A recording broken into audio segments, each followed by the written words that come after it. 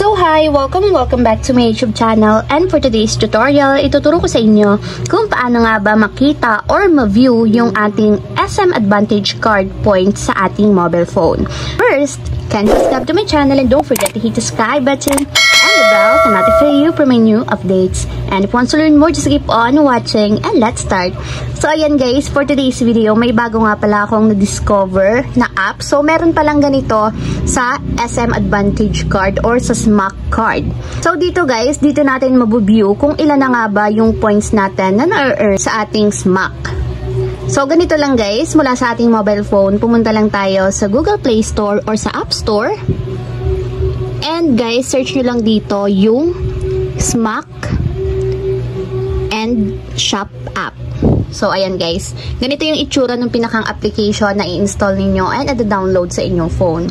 So, kung makikita nyo naman, meron siyang 4.2 ratings, 51 megabytes yung file size niya, and meron lang naman siyang 100,000 downloads. So, para ma-install guys, tap natin yung install and wait muna natin hanggang sa matapos ma-download. And ipapakita ko sa inyo kung paano ba mag-register or gumawa ng account dito sa SMAC and Shop.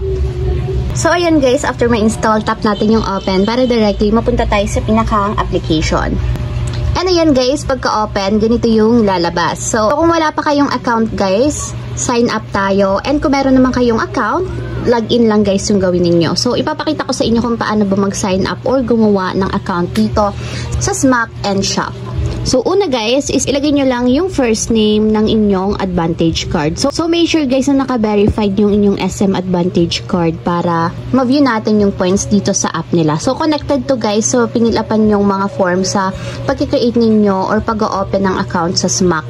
So, lagay nyo lang yung phone number na naka-register sa inyong SM Advantage card. And then, yung email address guys, lagay nyo din yung ginamit ninyo.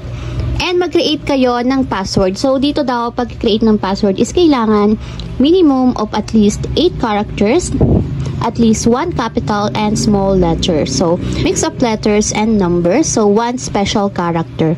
So, sabi dito guys is, ang minimum na password is kailangan at least 8 characters na mayroong combination ng capital and small letters. So, kailangan siya guys is naka-mix. Mix din ng numbers and letters. So, hanggat maaari, lagyan nyo siya ng special character.